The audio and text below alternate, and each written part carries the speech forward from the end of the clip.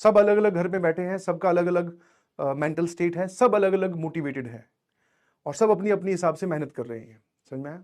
Number जैसे आप in general crowd से पूछोगे तो नंबर कम ही आ रहे हैं। आप अगर एनालिसिस करके उसको बढ़ा पाओ तो that is very good, because last के 10 दिन में आपने टेस्ट दिए, जो टॉपिक के सवाल आपसे नहीं सॉल्व हुए वो आपने क्या किए, मतलब क्या करना है वो मैं आपको समझा दूं। ठीक है, मतलब आपका जो पूरा डे है वो सिर्फ अब 2 ही कामों के लिए डिवाइडेड होना चाहिए। ठीक है, इनफैक्ट इस बार को थोड़ा और ऊपर शिफ्ट कर देते हैं। 3 घंटे का टेस्ट और प्लस 1 घंटा उसकी एनालिसिस के लिए। ठीक है, उसके बाद में सर इस पूरे डे में आप क्या करोगे, that is your revision. Revision तीनों सब्जेक्ट्स में, तीनों डायमेंशन में, दैट इज PCM। ठीक है, ये आपका पूरी कहानी चलनी चाहिए और ये टोटल जो आपका दिन होना चाहिए that should be some up to, मतलब ये कितना आ जाना चाहिए सर, सम अप टू कितना, कम से कम 10 से लेकर सर ये 12 घंटे होना चाहिए। 3 घंटे का टेस्ट और 1 घंटे की एनालिसिस हटा दूं कि आपने कहां गलती करी, कौन से टॉपिक में आप रह गए, कौन सा फॉर्मूला आपने गलत यूज किया, तो उसके बाद में आपके पास तब भी 8 या 9 घंटे बचने चाहिए। मैं ये नहीं बोल रहा हूं कि आप PCM को वैसे तो इक्वली टाइम देना चाहिए, बट हाँ कुछ टॉपिक्स हो सकते हैं आपने फिजिक्स में रिवाइज किए बहुत जल्दी, टाइम मतलब टाइम उसमें लगा ही नहीं, बहुत जल्दी से रिवाइज हो गए, केमिस्ट्री में जल्दी से हो गए, मैथ्स में टाइम ले रहे हैं तो उसको थोड़ा टाइम दीजिए। समझ में? अपनी स्ट्रेटेजी सुधारिए प्लीज।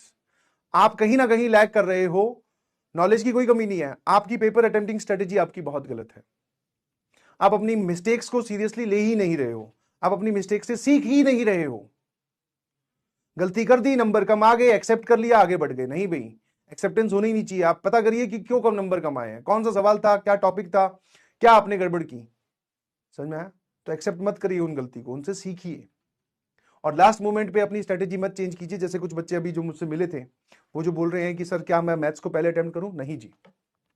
आप अगर जा रहे हो तो मैथ्स के लिए पेपर में बेटा आपको 1 घंटा 25 मिनट या 1 घंटा 15 मिनट से लेकर 1 घंटा 30 मिनट का टाइम आपके पास होना चाहिए।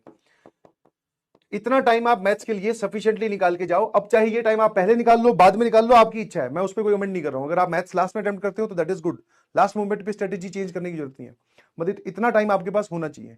ऐसा नहीं है कि आपने 1.5 घंटा फिजिक्स को दे दिया, 1 घंटा केमिस्ट्री को दे दिया, फिर आप बोल रहे हो आधे घंटे में सर मैथ्स के 3 ही सवाल सॉल्व हो पाए, मैथ्स डिफिकल्ट है। नहीं जी, मैथ्स डिफिकल्ट नहीं है, आपने डिफिकल्ट बना दिया उसको। समझ में आया?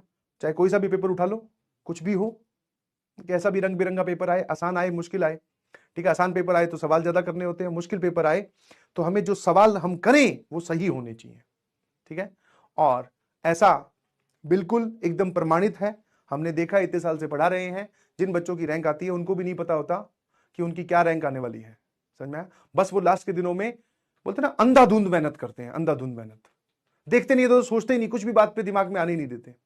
ठीक है, and nothing should trouble you, किसी भी कारण में, किसी भी सिचुएशन में आपको घबराना नहीं है, क्योंकि everybody is going through the same. आपको अपनी सिचुएशन थोड़ी डिफिकल्ट इसलिए लग रही है क्योंकि आपको बाकी लोगों की पता नहीं है। समझे? है ना? ठीक है, तो सबकी सिचुएशन स्ट्रगलिंग है बेटा, सब इसी स्टेट ऑफ माइंड से या स्टेट ऑफ जो भी ये माहौल चल रहा है, सब इसी माहौल से गुजर रहे हैं। अब तुम्हें लग रहा है कि सर मैं ही प्रेशर में हूं, नहीं भाई, सभी प्रेशर में है, सभी के नंबर कम आ रहे हैं। समझ में आया कि नहीं समझ में आया? और आपने एक काफी लंबी जर्नी आप तय करके आए हो और इस जर्नी का आपको 100% फायदा होगा। बस लास्ट के दिनों में अब बिल्कुल रुकिएगा मत। ठीक है, अच्छा, एनालिसिस में जिस टॉपिक के क्वेश्चंस आपसे नहीं हुए, वो टॉपिक जिसमें आपको कॉन्सेप्चुअल डाउट आ रहा हो, कॉन्सेप्चुअल डाउट, उसको आप एक बार जरूर देखो।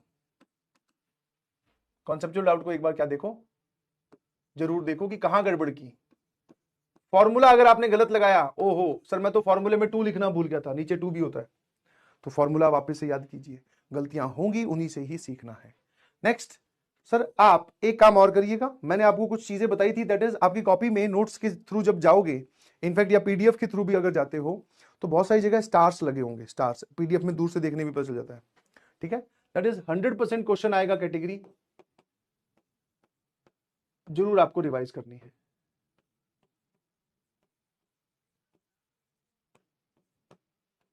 ठीक है ना। अब ऐसा नहीं है कि मैथ्स में सिर्फ आप ये 100% क्वेश्चन आएगा कैटेगरी पहले रिवाइज करने बैठ जाओ। आप उस चैप्टर के थ्रू जा रहे हो, वहां पर एक बीच में आपने देखा कि सर आपने लिखवाया था कि 100% क्वेश्चन आएगा, उसको थोड़ा डीपली और देख लिया, उसको एक पेज पे भी लिख लिया, ताकि जब हम लास्ट के 2 दिन बचेंगे तो एक बार इनको देख जाएंगे फिर से। समझ में आएगा नहीं समझ में?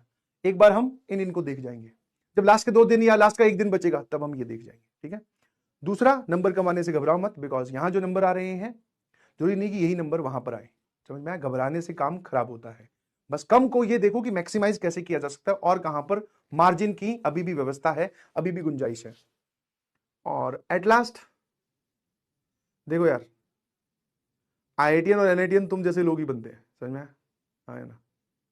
और तुम ही मिलने आते हैं, तुम जैसे लोग ही बनते हैं और तुम लोग ही मिलने आओगे। तो अपने आप को किसी से कम मत समझो प्लीज, और कोई सेकंड थॉट